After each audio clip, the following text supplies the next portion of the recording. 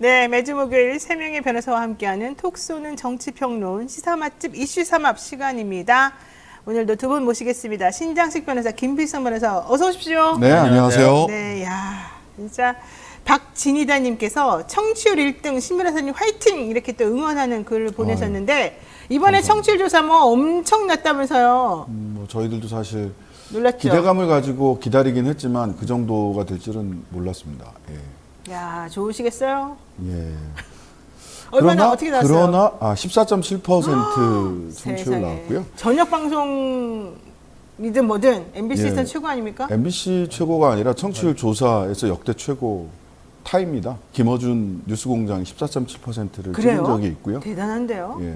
또 이제 탄압 들어가는 거예요? 표적이 크고 선명해졌죠. 그러네. 매우 크고 선명해졌다. 아. 그리고 어젠가 그젠가 그 차기환 네. 어제죠. 차기환 박문진 이사 선임되는 거 보고 이거는 우리가 합리적으로 예측할 수 있는 범위에서 MBC에 대한 탄압이 이루어질 것이 아니다. 예측의 범위를 훨씬 넘어설 거다라고 생각이 돼요. 왜냐하면 차기환 변호사는 이미 박문진 이사를 2번을 했어요. 그래서 이번에 이사가 된 거는 이사로 방통위가 이틀 만에 이제 한 거는 이사장으로 가기 위한 걸로 많은 분들이 분석을 하고 있고요. 네. 이분이 저는 이렇게 평가를 합니다. 일베 변호사, 가짜뉴스 변호사, 삥땅 변호사 이렇게 평가를 왜요? 합니다. 왜 그렇게까지? 왜냐하면 광주 5.18 북한군 난파설 네. 그거 자기 트윗에다가 인용하고 이거 진실이 밝혀져야 된다 이렇게 얘기하고요. 백남기 어르신 돌아가셨을 때 빨간 우의를 입은 사람이 백남기 어르신 머리를 타격했다. 근데 그때. 그것도 가짜 뉴스였잖아요. 네. 근데 거기다가 하나 더 씁니다. 사실은 그 전에 이미 2명이 머리를 타격했다. 변호사가. 예. 그리고 트윗에다 그렇게 올리고 이걸 잘 봐야 된다. 이렇게 이야기를 하고요. 심지어 이분 세월호 특조위원이었어요. 국민의힘 추천으로. 세월호 특조위원일 때 정말 싫다, 유가족들. 어떻게 대통령의 행적을 조사를 하냐. 그다음에 세월호 특조위 비리와 관련된 백서를 스스로 작성을 하신 분이기도 해요. 비리 내지는 잘못했다라는. 그러니까 그것도 또 일베 관련된 글을 네. 꾸준히 인용하면서 세월호 관련된. 그래서 일베 변호사, 그다음에 가짜뉴스 변호사, 그다음에 KBS 이사할 때 감사원으로부터 450만 원인가 460만 원 개인 핸드폰 쓰고 뭐 이렇게 해서 사적 유용했다. 업무 추진 카드, 업무 카드, 네. 법인 카드로 그렇게 감사원 감사 결과 나온 분이에요. 근데 그냥 밀어붙이죠. 그렇게 아무런 이제 제재 없이 그냥 잘 밀어붙이죠. 징계도 세게 받지도 않았고 지금 KBS 이사장 네. 그 해임 촉구하는 이유 중에 하나가 해임을 추진하는 명분 중에 하나가 네, 법카 잘못 썼다라는 거예요. 근데 사실 그 박문진 이사장으로 유력하게 차기환 변호사는 KBS 이사로 있을 때 법카 잘못 써갖고 감사로 지적됐던 사람이에요.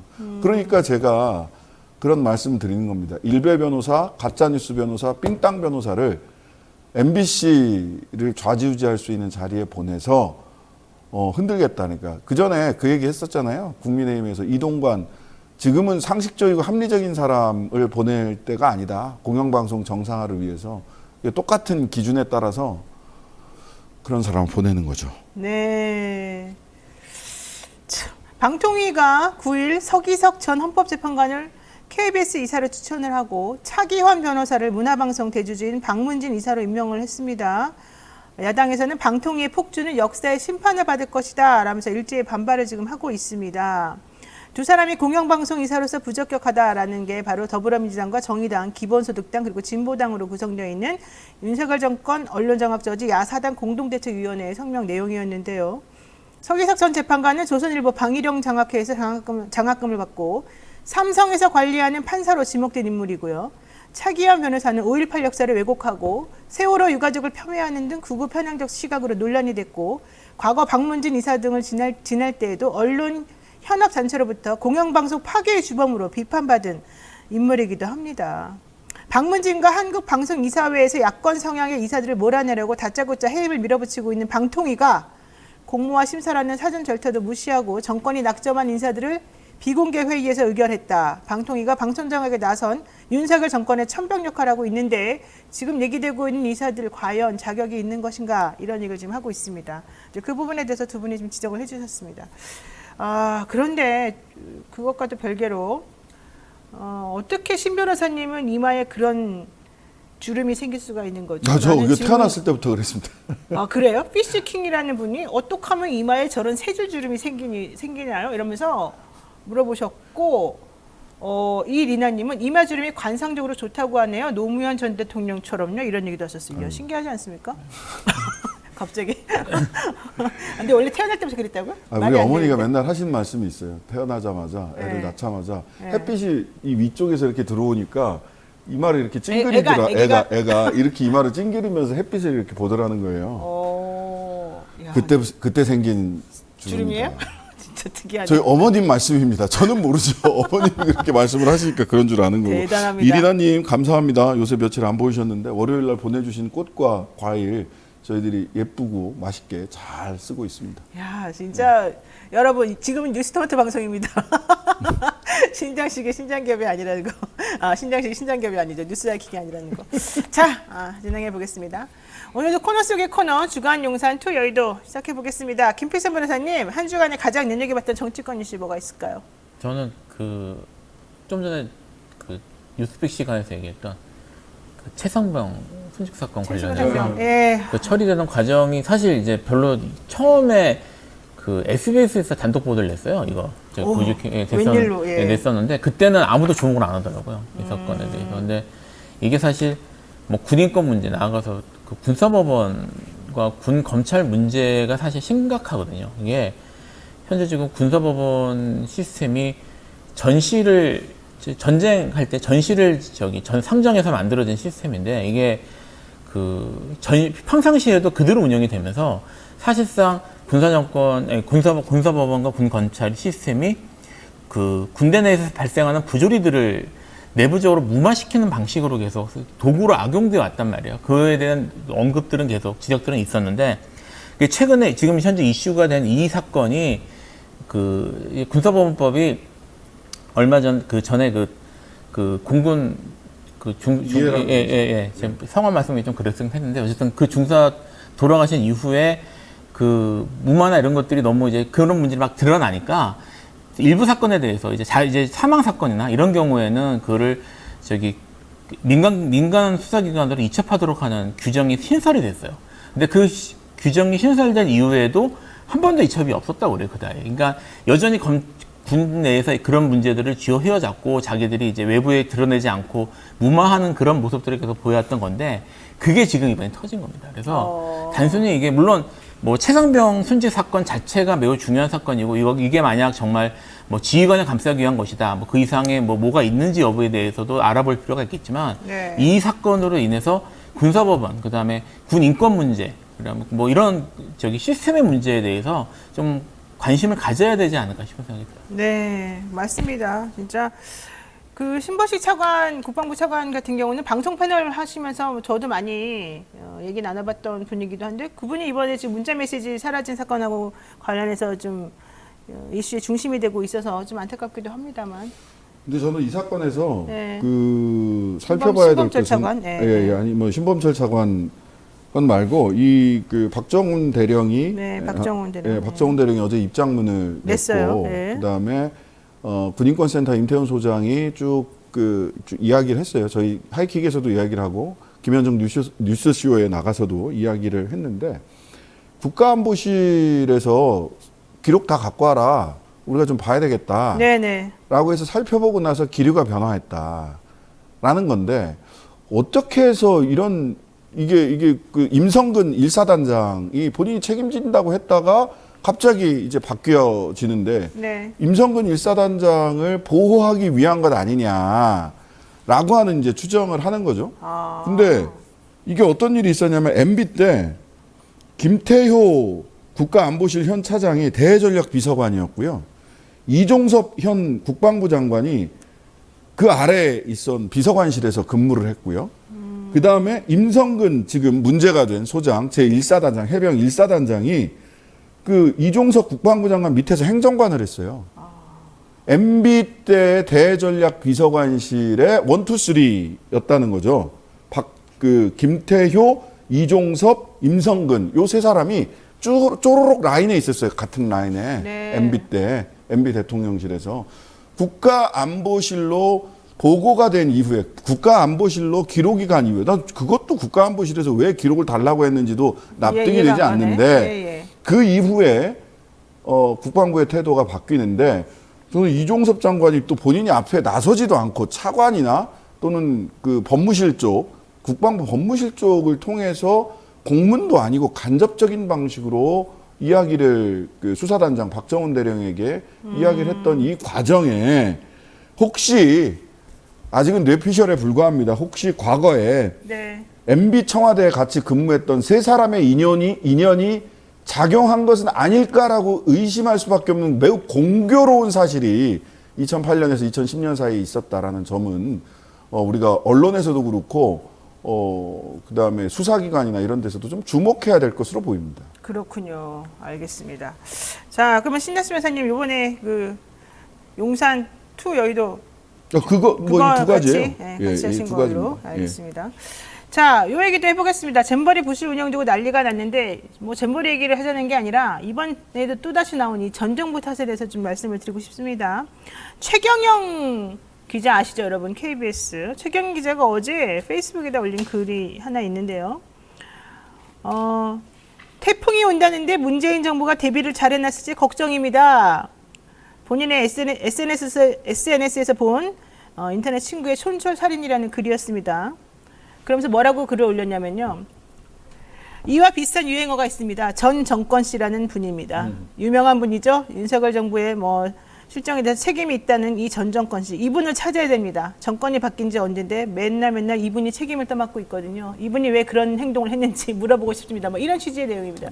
영장 쳐야 됩니다. 네.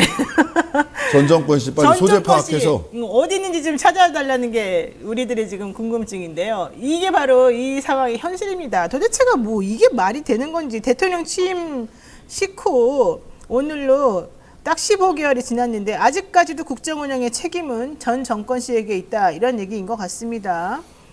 자, 대통령이나 뭐 정부나 여당이나 모두 다 무슨 얘기만 터지면 무조건 전 정부 탓을 아직까지도 하고 있어요. 그런데 사실 우리 이원택 의원님도 그 전라북도 부안 쪽에 있는 의원이죠. 잼버리 얘기하면서 혹은 여가부 장관도 하는 말이 뭐였습니까? 이번에 문제가 됐던 게 위생 문제였다. 화장실 위생 문제. 그 얘기 들었잖아요. 화장실 위생 문제가 전 정권 탓은 아니잖아요. 이번 정부에 들어서 대회 주최하는 사람들이 청소를 깨끗이 했을 때 문제가 발생하지 않는 거였잖아요. 그런 걸 전 정권 탓 수는 없는 거거든요. 그런 식으로 왜 모든 거를 아무 데나 다 갖다 붙이면서 전 정권 탓을 하고 있냐는 거예요. 정권 지난 지가 언젠데 그 정권이 지났든 안 지났든 전 정권 탓하는 얘기 맞는지 안 맞는지도 모르겠지만 다 맞다고 치더라도 너무한 거 아니냐. 이게 도대체가 있을 수 있는 일이냐. 이걸 좀 물어보고 싶어요.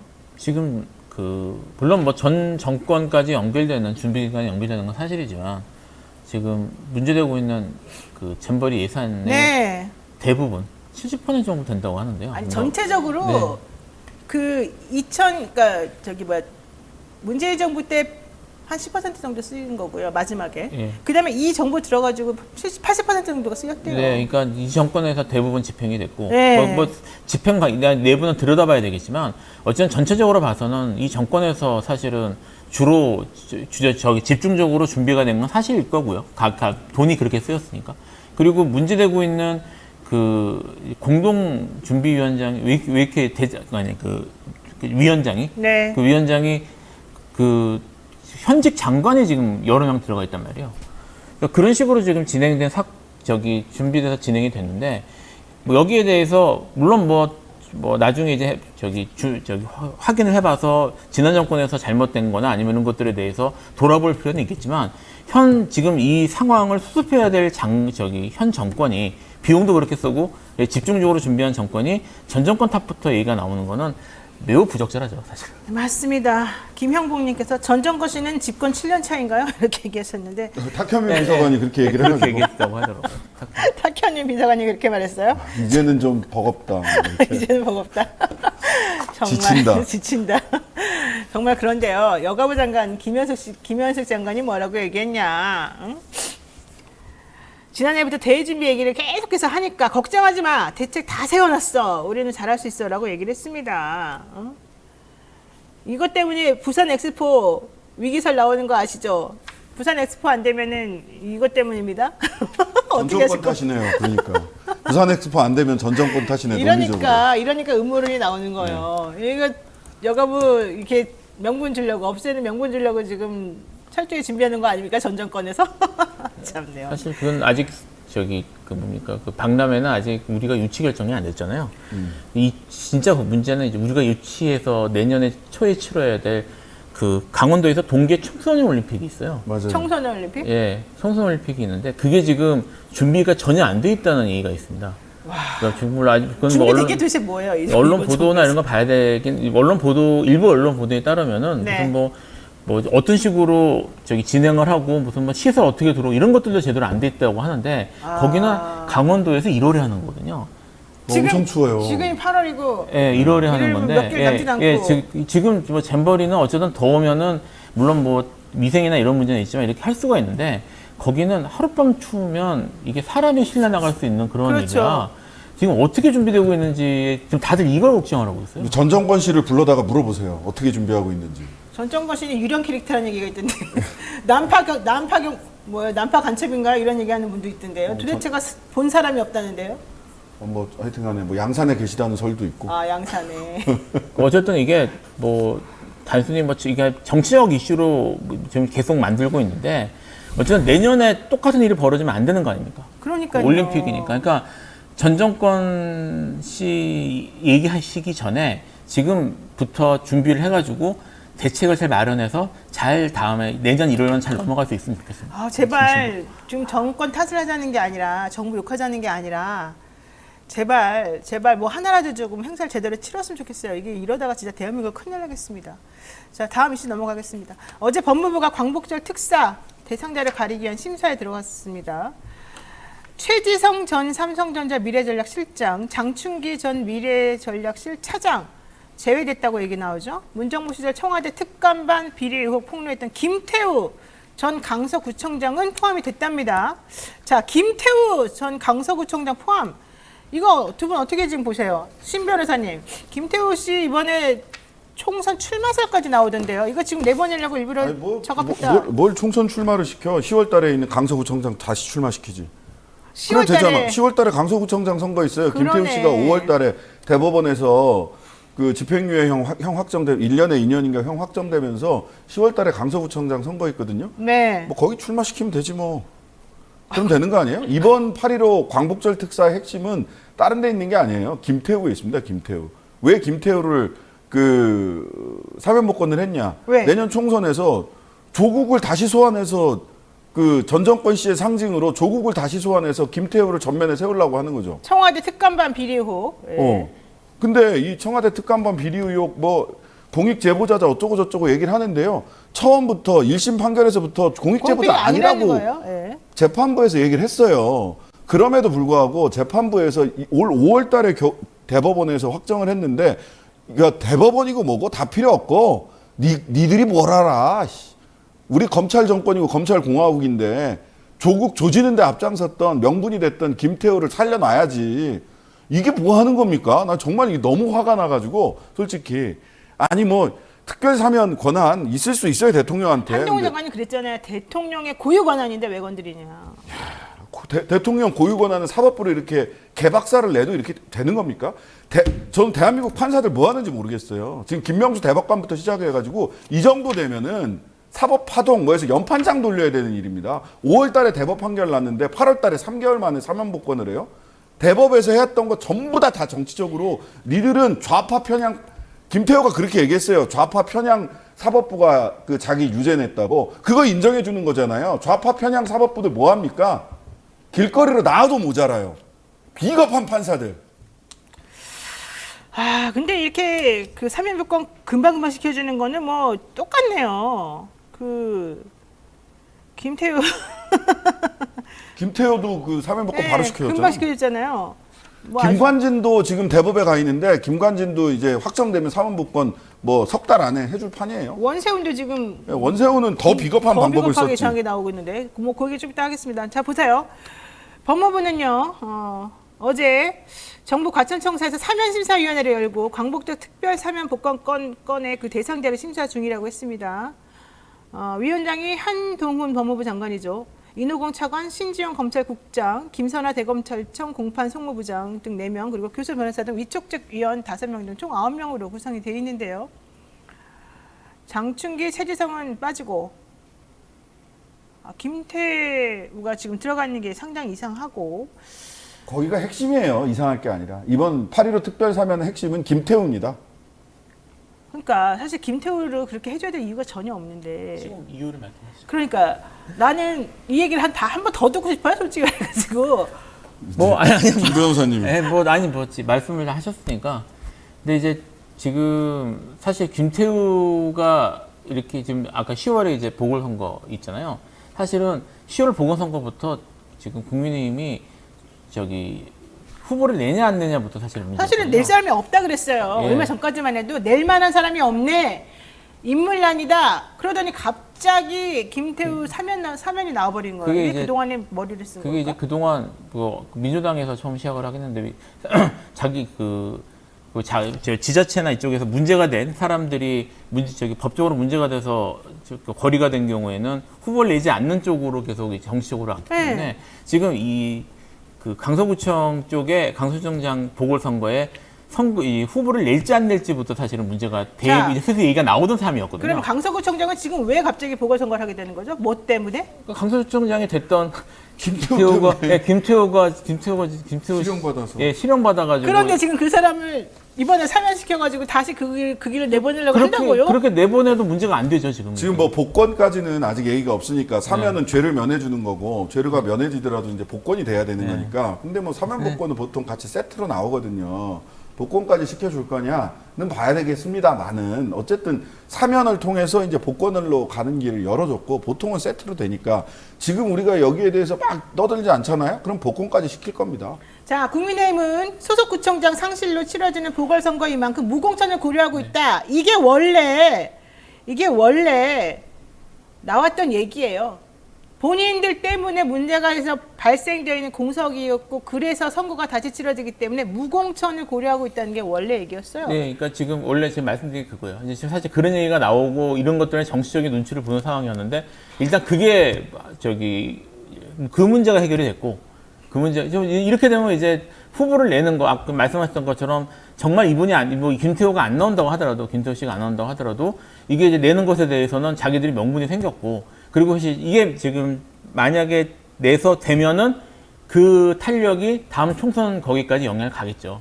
그러니까 그 점에 있어서 사실은 단기적으로 총선에 일단 영향을 줄 수 있는 사안이 된 거죠. 자, 김성태 국민의힘 중앙위원회 의장은 국민의힘이 강서구청장 보궐선거의 후보자를 공천할지 여부에 관해 당당하게 후보를 공천할지 당 귀책 사유로 후보를 내지 않을지 등을 두고 당에서 8월 말까지 여러 상황을 고려할 것이다 라고 말을 했다. 지금 용산에서 무슨 사인을 보낸 거냐면 당 귀책 사유 아니야. 좌파 사법부가 그 공익제보자 김태우를 잘못해서 좌파 사법부가 이 사람을 탄압한 거야.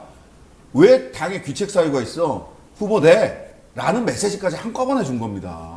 오는 10월 11일 치러지는 강서구청장 보궐선거는 국민의힘 소속인 김태우 전 강서구청장이 지난 5월 공무상 비밀누설 혐의로 유죄 판결이 확정이 돼 실시가 되는 것입니다. 김 전 구청장은 문재인 정부 시절 청와대 특별감찰반의 감찰 무마 의혹을 폭로해서 대법원에서 징역 1년에 집행유예 2년을 선고받고 구청장직을 상실한 상황이죠. 저는 이 뉴스도 정확하지 않다고 봐요. 네. 감찰 무마 사건 그게 이유가 돼서 직을 상실한 게 아니에요. 네. 공무상 기밀 누설을 했다고요. 뭐 우윤근 중국 지사가 당시 중국 대사가 무슨 뭐 돈을 받았다, 로비를 받았다. 다 거짓말이야. 맞습니다. 그랬기 때문에 직을 받았지 감찰 무마 사건이랑은 관계가 없어요. 김태우 근데 뭐라고 얘기를 하는 줄 아세요? 조국이 유죄면 김태우는 무죄다. 이렇게 얘기를 해요. 좌파 사법부가 자기를 탄압한 거다. 이렇게 얘기를 해요. 이런 사람을 이번에 사면에 올린 겁니다. 이게 뭐야? 사법부고 뭐고 그냥 다 무시하겠다는 거예요. 자, 요 얘기 나옵니다. 김 전 구청장이 선거법 위반이나 중대 범죄가 아닌 공익 제보 과정에서 나온 공무상 비밀 누설 혐의로 유죄를 받은 점을 고려해 선거를 포기할 필요가 없다는 주장이 계속해서 대두가 되고 있는 중이다. 김 전 구청장이 아닌 새로운 후보를 낸다면 괜찮지 않겠냐라는 얘기도 나오고 있습니다. 뭐 이런 얘기도 지금 나오고 있고요. 여권 일각에서는 김 전 구청장을 이번 광복절에 특별 사면한 뒤 보궐선거 후보자로 재공천해야 된다는 의견이 지금 나오고 있습니다. 특히 옛날 거죠. 옛날 기사. 특히 어제 오늘 거였어요. 기사요? 어제 네. 거 8월 9일자 기사요. 네. 특히 국민의힘 소속 서울지역구청장 10여 명은 지난 7월 7일 당 지도부에 김 전 구청장의 특별 사면 복권을 건의하기도 했답니다. 김성태 의장도 김 전 구청장을 재공천하면 우리 당이 오만해 보일 수도 있으나 여기까지 중요해요. 김 전 구청장의 공익 제보는 문재인 정부를 무너뜨리고 대한민국을 바로 세우는 단초를 제공한 만큼 사면은 이루어져야 된다라고 주장했다고 합니다. 그러니까 지금 여기서 중요한 게 지금 저 여당 쪽에서 나오는 얘기들은 김태우 씨의 그 행위가 공익 제보라서 처벌 대상이 아니다라는 것을 전제로 하고 있어요. 공익 대상이 아니라는 걸 전제로 하고 있고, 그러니까 지금 법원 판결을 전부 기본적으로 법원이 다 틀렸다고 지금 보고 있는 거거든요. 네, 맞아요. 이 사면권이라고 하는 게 이게 원래 왜 인정이 되는 거냐? 물론 문제가 많이 있지. 뭐 계속 비판이 있었지만 이제 국민 통합, 그 다음에 오판 가능성의 최후의 교정 장치 뭐 이런 말을 쓴다. 그래서 정말 보충적으로 사용돼야 된다는 얘기는 계속 있었는데 지금 이런 식으로 법원의 판단 이런 것들까지 지금 무시하면서 지금 정치적으로 이용될 만한 그런 가능성 이런 것들에 대한 의심을 받으면서 하는 것은 매우 부적절하죠. 그런 목적으로 만약 사면권을 한다는 거는 이게 국가 시스템 자체를 무너뜨리는 거고 사면권의 남용이라고 볼 여지는 충분히 있는 것 같습니다. 충분히 있다. 이 말로 충분하지 않은 것 같아요. 네. 저희 견하니까. 자, 그럼 여기에 대해서 조국 전 법무부 장관 부인 정경심 교수 사면 얘기도 나옵니다. 이건 어떻게 보십니까? 택도 없는 얘기입니다. 택도 없는 얘기예요? 제가 보기에는 저쪽은 무슨 일이 있어도 내년 총선 전에 정경심을 바깥으로 내놓을 생각이 없어요. 총선 전에 나오면 난리가 나겠죠. 상징성이 획득될 수 있기 때문에 총선 전에 내놓을 생각이 없어요. 원래 내년 6월까지인가요? 다 살면 네. 원세훈이랑 딱 비교가 되죠. 원세훈은 일단 50% 밖에 감형해주고 안 되는데, 예. 감형해주고 감형을 해서 그 복역 기간을 맞춰준 거예요. 3년 6개월로 감형을 하면서 복역 기간을 맞춰 줘버렸죠. 네. 그러니까 가석방 하잖아 이제. 정말 비겁한 방식입니다. 그러게 말입니다. 진짜. 사면 복권에 들어가면 뭔가 이렇게 그 주목을 더 받을 것 같으니까 네. 1차 감형하고 그런 다음에 복역 기간 다 됐으니까 가석방 심사위원회에서 가석방에 법무부에서 하면 되니까 감형 대통령실에서 하고 가석방 법무부에서 하고 아주 뭐 죽이 착착 맞죠. 뭐 그런 머리 쓰는 거는 누구로 따라갈 수가 없어. 그러니까 그런 기획을 도대체 누가 하는지를 모르겠어요. 자, 한편 광복절 특사와는 별개로 국가이산으로 민간인 댓글 부대를 운영하고 여론 조작을 한 혐의로 징역형을 확정받고 복역 중인 원세훈 전 국정원장 14일 날 가석방으로 풀려나게 되는데 아이러니하죠. 원세훈 전 원장 수사한 사람이 바로 윤 대통령과 한동훈 장관입니다. 병 주고 약 주고란 말이 있어요. 아니 그리고 이건 뭐 병 주고 약 주고의 차원도 아니고 잘못했다고 막 때려갖고 단죄해야 된다고 그러고 막 이랬던 사람이 또 갑자기 아무 이유도 없이 그냥 풀어줘요. 요건도 안 맞는데 이 형기도 제대로 안 맞춘 거 아니에요? 괜히 풀어준 건 아니죠.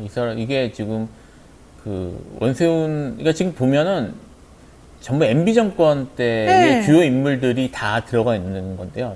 지금 뭐 김태우 씨는 좀 다르지만 어쨌든 이게 논의되고 있는 지금 얘기들이 전부 MB맨들이 귀환인데 적어도 지금 대통령이 지금 하고 있는 스타일을 보면 MB 정권을 계승하겠다라는 이런 의사가 분명히 있는 것처럼 보여요. 그러니까 MB 정권 스타일로 가겠다. MB 정권을 일종의 뭐 자기 모델이나 통치 모델이나 아니면 스탠다드로 보겠다는 생각은 분명히 있는 것 같아요. 그러니까 사실 원세훈이라는 인물을 이렇게 해서 풀어줄 이유가 있을까? 이게 만약에 지금 가석방으로 나오면은 결국 뭐 공직을 맡고 나기는 어렵단 말이에요. 그리고 이거를 결국 이게 가석방 나와서 형기가 지난다고 하더라도 또 복권을 해줘야지 뭘 할 수 있던지 이렇게 될 텐데 그럼에도 불구하고 원세훈을 이렇게 풀어주는 거는 뭐 요직에 올린다거나 아니면 이걸 뭐 사람을 쓴다기보다 상징적 의미로 봐야 될 것 같거든요. 근데 그 상징이라고 하는 게 이제까지 모습들 이런 걸 봤을 때 이게 MB 정권에 대한 뭐 그런 게 그런 제스처가 아닐까. MB 인물 그 사람들에 대한 이런 생각이 좀 들어요. 왜 이렇게 MB 때 사람들을 등용을 못해서 이렇게 안 데릴까라는 의문이 여기서 자연스럽게 들죠. 여기에 대해서는 여러 가지 설이 있습니다만 많은 도움을 받았었다.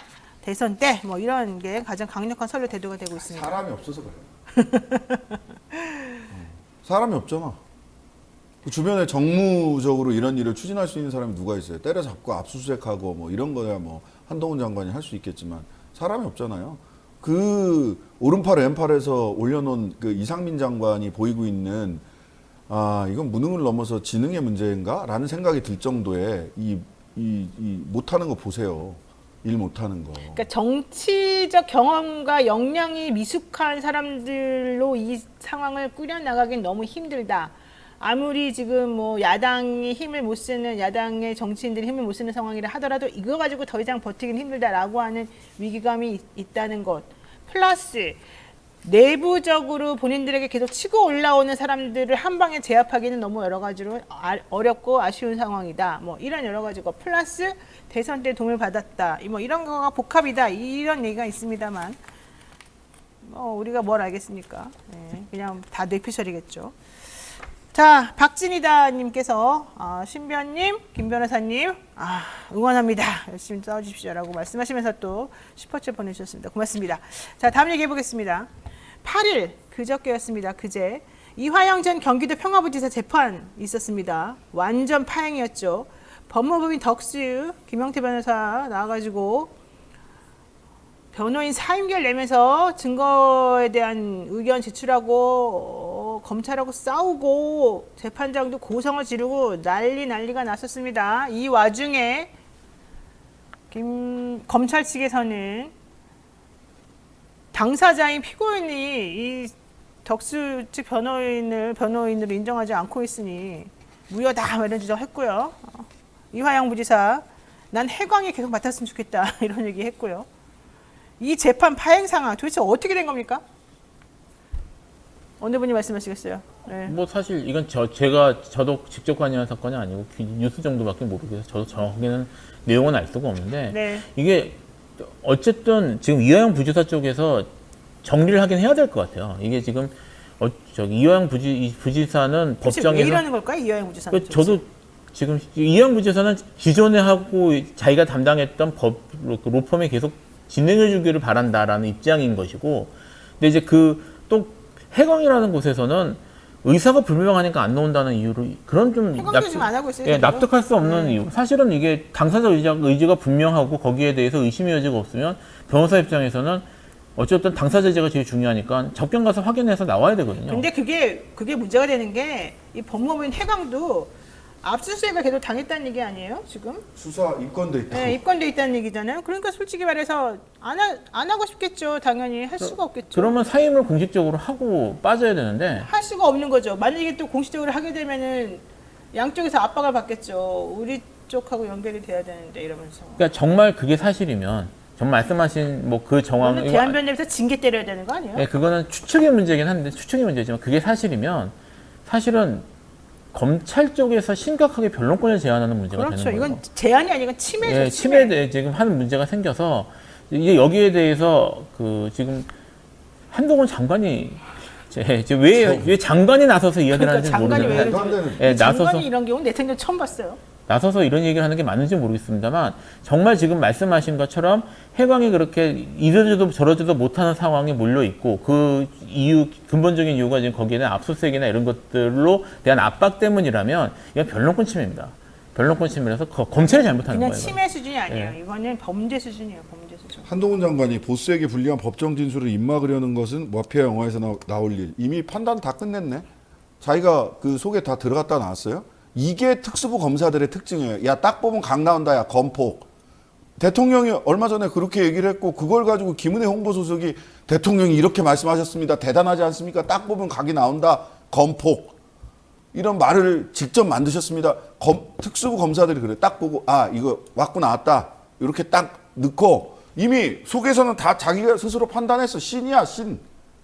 법무부 장관이 진행되고 있는 재판에 대해서 말을 하는 것도 말이 안 돼요.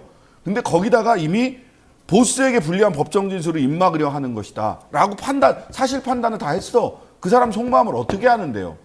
이런 입방정의 촉새 같은 말을 하는 사람이 어떻게 일국의 법무부 장관 역할을 합니까? 이건 안 되는 일이에요. 하면 안 되는 일. 도대체 법원을 어떻게 보는 건지를 모르겠어요. 법정에서 사법부 관할로 판사가 주재하는 재판에서 벌어진 일이에요. 다 온전히 재판장의 몫이라고요. 그러니까 그 진행은 재판장이 해야 되는 거 아니에요? 법정 그러니까요. 지휘 권한이 재판장에게 있는데 왜 그 재판장님은 그 질서유지를 제대로 지금 못 지키고 있는 거죠? 뭐 지금 그 법정 내에서 어떻게 지냈는지 저도 뭐 잘 모르니까 지금 거기서 뭐 누가 변호인이냐, 변호를 누가 하냐 이런 거 갖고 뭐 언성이 높았다니까 뭐 사실 법정이 혼란했을 것 같긴 한데 지금 말씀하신 내용 중에서 제가 좀 눈여겨봐야 될 게 뭐냐면 보스가 보스에 대한 불리한 증언을 못하게 막는다라는 표현을 썼단 말이에요. 이게 도대체 왜 나오는 건지, 그러니까 왜 그런 말이 나오죠? 왜 그런 말이 나오는지를 추측건데 그 법정에서 문제가 된 검찰이 이제 변호인 공격하면서 그 증거 부동의를 문제로 삼았다는 것 같아요. 네. 근데 사실 무죄를 싸운다거나 다퉈야 될 사건에 대해서는 대부분 진술조서는 부동의하면서 시작을 하거든요. 우린 당연히 부동의하죠. 당연히 부동의하고 법정에 부동의하면 진술조서에 와서 진술한 사람을 법정에 나와야 되잖아요.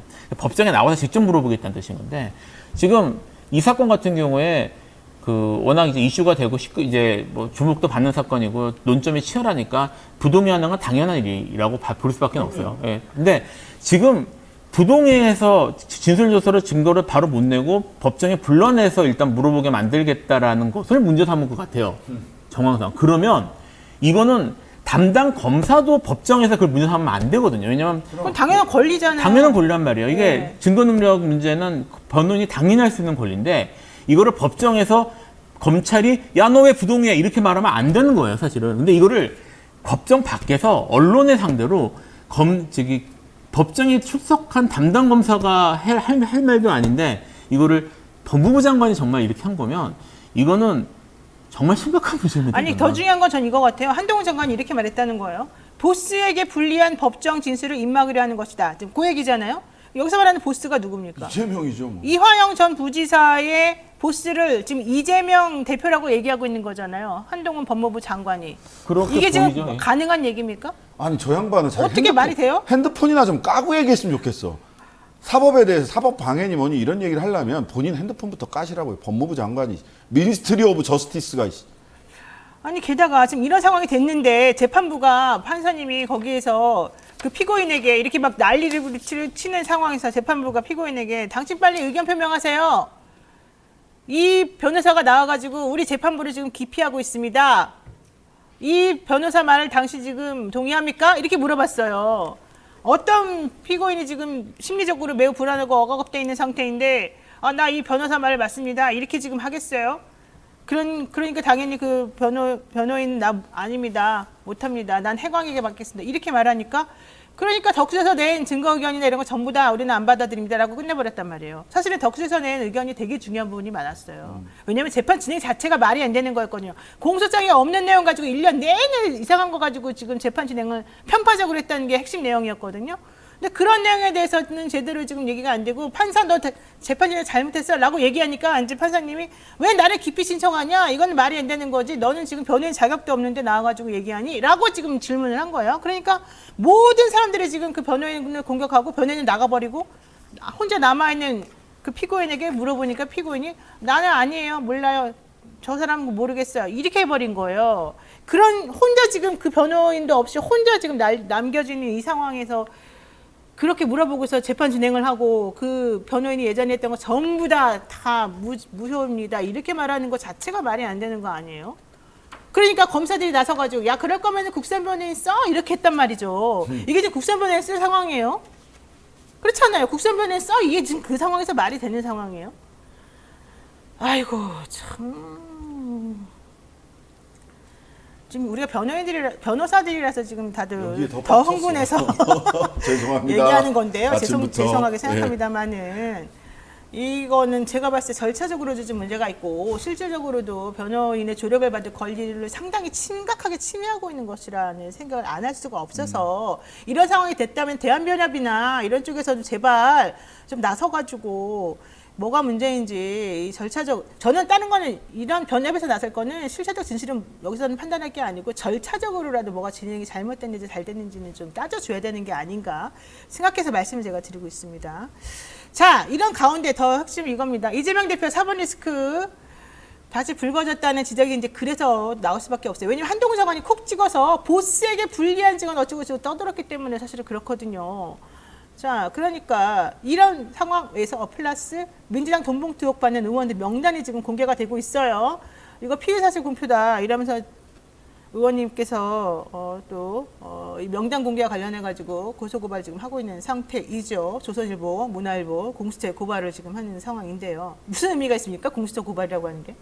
지금 영장을 하나도 구속영장을 한 번도 성공하지 못한. 한 번도 뭐 하나 제대로 좀 하고 있는 게 없는데. 아니 근데 이거는 사실 그래도 형기적으로라도 하긴 해야 해야죠. 네. 이거 이 건건이 다 해야 되는데 네.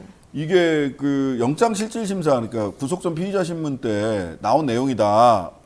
근데 아시다시피 구속전 피의자 신문은 공개 재판이 아니에요. 그걸 어떻게 알죠? 그러니까요. 이거는 법원이나 검찰이나 아니면 소위 피의자 신문을 받았던 셋 중에 한 군데서 나왔다는 얘기잖아요. 그러니까 판사가 알고 있고요. 그쵸? 판사가 알고 그다음에 있고 검사가 알고 있고 검사 알고 있고 피의자 피의자 알고 있죠. 그 안에 들어가서 그럼 이제 피의자가 이성만 윤관석이 얘기했다 아닐 거 아닙니까? 법원에 있는 직원이 알죠. 그 저기 사무관 서기 하는 사람. 그럼 누가 여기서 법원에서 그거를 냈을까요? 그럼 누가 남아요? 너무 뻔하지 않습니까?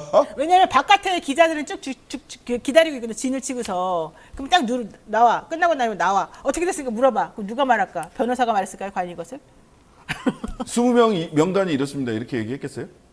그것도 그러니까 여러분들이 이제 재판은 공개 재판인데 방청객들이 들어가서 뭐 번호표 받고 해서 이제 무슨 공소장 내용이나 이런 걸 알 수는 있어요. 근데 그 영장실질심사는 비공개 재판이에요. 딱 변호사, 판사, 검사만 들어가요. 당사자하고.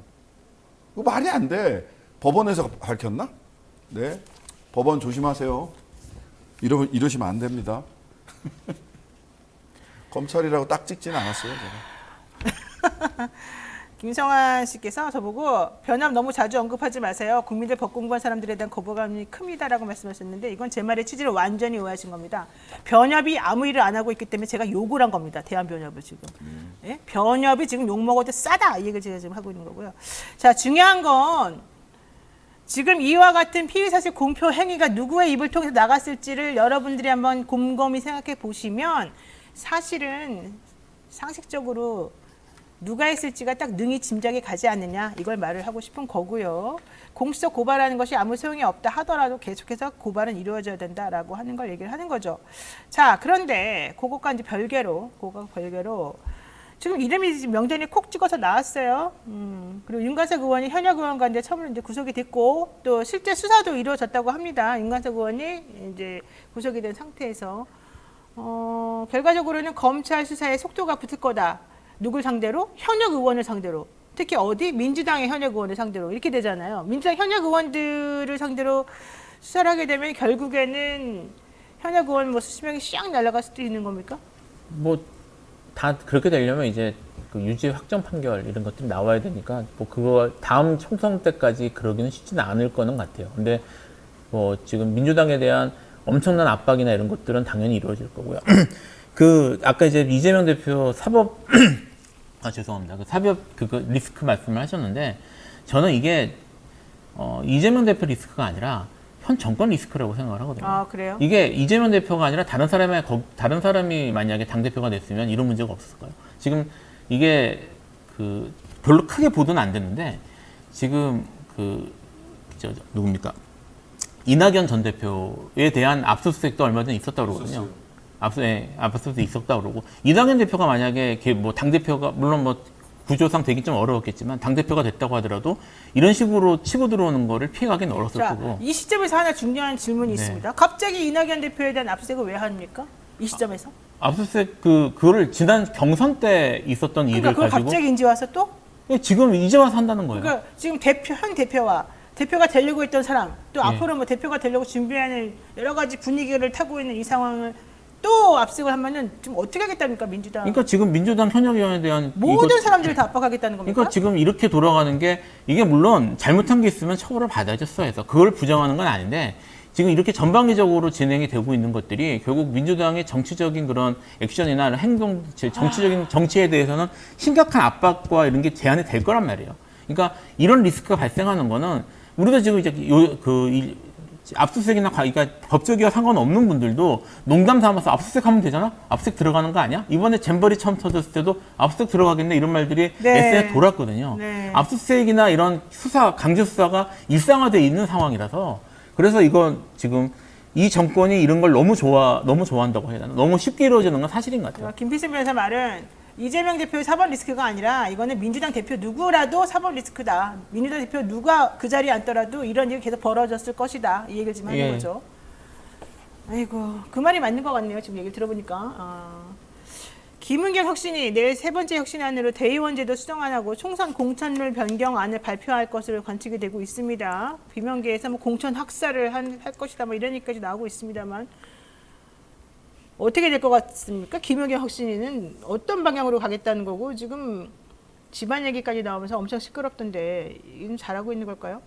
신 잘 변호사님? 못하고 있죠. 그게 뭐 어떻게 해야 돼요, 지금? 대의원제도 정도 내놓고 그 활동 종료입니다. 더 할 수 있는 동력이 없어요. 그래요? 예, 제가 보기엔. 아니, 이거는 그게 잘하는 일이다, 활동을 종료하는 게 잘하는 일이다, 잘못하는 일이다에 대한 가치 평가가 아니라 객관적인 현실이 그러하다. 대의원제 폐지 안도 던져 놓으면 정말 이렇게 뭐 이 콩볶듯이 프라이팬에서 콩볶듯이 이런저런 얘기들이 나올 텐데 그거라도 해놓고 가면 그게 그나마 성과일 것이다. 장기적으로 봤을 때. 저는 뭐 그 정도로 오히려? 생각합니다. 예. 근데 대의원 제도는 사실은 뭐 없애기는 어려울 것 같아요. 이게 법으로 규정이 되어 있는 거 아닌가요? 그러니까 지금 사실 이슈는요. 정당법상에 있어요. 네. 그러니까 대의기구를 두도록 되어 있기 때문에 그렇죠. 대의원 제도를 없애는 거는 사실 불가능한데 1대1로 뭐 만들든지. 예, 사실 문제는 대의원 제도 자체가 아니라 대의원에게 가중된 그 선거권을 주는 게 문제거든요. 근데 그거는 90표인가 뭐. 이렇게 그렇죠. 돼 있던데. 예. 예, 그건 조항이 있고요, 당규에 있고요. 근데 이제 그게 뭐 이거 둘을 섞어서 얘기하는데 이제까지 계속 문제된 거는 대의원 자체가 아니라 대의원에게 가중된 선거권을 주는 게 문제였습니다. 그 당대표 선거나 이런 선거에. 근데 그 규정은 물론 정당법엔 규정이 없고 그 다음에 민주당만 갖고 있는 제도예요. 네. 그러니까 이걸 민주당이 뭐 도입을 했을 때는 나름 정치적 고려가 있어서 도입을 했겠죠, 민주당에서. 근데 현재 지금 거기에 대한 논란이 계속 있으니까 이거를 지키려는 사람들은 만약에 그 유지해야 되는 사람은 이게 그래서 들어온 이런 이유로 주로 온 제도인데 여전히 전제가 유효하다. 그러니까 지켜야 된다고 가야 되는 거고. 예, 그리고 반대로 이걸 해야 되는 사람들은 이게 지금 다른 정부가 다 안 하는데 이미 이거 도입할 때 그런 논리는 없어졌다. 그러니까 이런 식으로 논란이 가야 되는데 이게 이상하게 대의원제도 자체를 공격하는 것처럼 가면서 논점이 좀 이상하게 가고 있어요. 무슨 뭐 어느 계파에 유리한 게 아니냐. 그러니까 이 논리 자체가 이미 많이 왜곡되어 있는 상황입니다. 네. 근데 어쨌든 지금 혁신위원회가 제대로 지금 기능을 못하고 있고 너무 여기저기서 얻어맞고 있어서 누더기가 돼버렸어요. 뭐 제대로 하기도 전에. 이 문제는 조금 정리를 하고 가야 될 필요는 있어 보입니다. 뭐 정리라는 게 제도 개혁안 내놓고 그거에 대해서 이제 공은 국회의원들과 당원들에게 넘어간 거예요. 네. 넘어가게 될 거고 혁신위는 더 이상 활동하기는 쉽지 않아 보입니다. 이게 그냥 객관적인 사실이에요. 예. 그러니까 저는 혁신위는 솔직히 말해가지고 좀 정치적인 이런 게 좀 있는 분이 좀 장악력을 가지고서 했어야 된다라고 생각하는데 아무래도 그런 부분에서는 좀 아마추어적인 부분이 있었던 것 같아요. 마지막으로 하나만 여쭤볼게요. 한동훈 법무부 장관이 강한 공권력을 행사해야 된다라고 하면서 범죄를 예방하려는 모습을 지금 보이고 있습니다. 그러면서 가석방 없는 무기징역형을 도입하겠다, 입법 예고하겠다, 뭐 이런 얘기했어요. 이거는 실효성이 있을까요, 과연?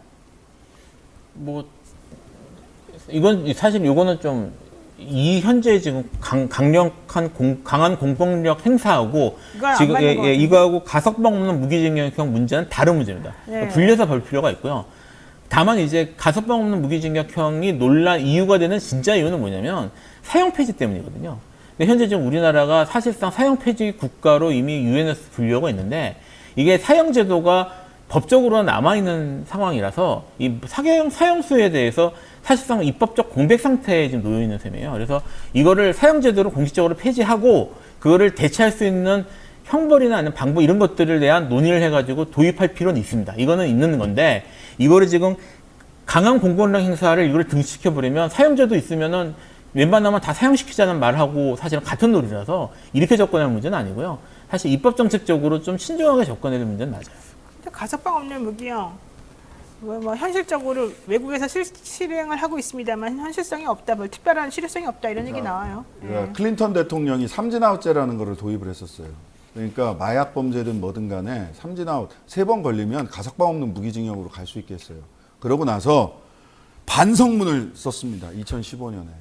이 가석방 없는 삼진아웃제, 그 무기징역 때릴 수 있는 삼진아웃제 3번 걸리면 무조건 가석방 없는 무기징역 가겠다는 거예요. 여기에 대해서 이거 별 실효성도 없는데 수감자만 늘리고 우리나라 전과자만 돈만 많이 많이 들어가더라. 들겠다. 돈만 많이 들고. 왜 이런 일이 벌어졌느냐? 거기 교도소가 민영 교도소거든. 그 돈벌이 수단이었고요. 그렇죠. 흑인들을 적으로 로앤오더 법과 질서라고 하는 거를 닉슨 대통령 레이건 대통령을 거쳐서 클린턴까지 쭉 간 거예요. 그렇게 해서 미국 사회는 어떻게 됐냐? 흑인 남성 범죄자만 계속 늘어났고 민영 교도소 유지하는 기업들은 떼돈을 벌었고 미국 전체 인구는 전 세계 5%거든요. 근데 전 세계 수감자의 25%가 미국 교도소에 있어요. 우와. 네. 정확한 통계입니다. 네. 네. 그래서 클린턴이 삼진아웃제 가석방 없는 무기징역에 대해서 2015년에 반성문을 썼어요. 내가 잘못했습니다. 이거 실효성 없는 제도였습니다. 사람들 전과자만 양산하고 수감자만 늘리고. 클린턴이 민영화된 교도소에서 뭐 돈 받은 건 아니죠? 뭐 그런 건 아닌데 거기는 아예 알렉이라고 무슨 단체가 있어요. 그래요. 예. 다 쓸데없는 짓이에요. 이미 미국에서 그렇게 미국 좋아하시는 분이 아메리칸 파이 그렇게 좋아하는 사람이 클린턴이 반성문 쓴 정책이라고. 알겠습니다. 여기까지 해야 될 것 같습니다.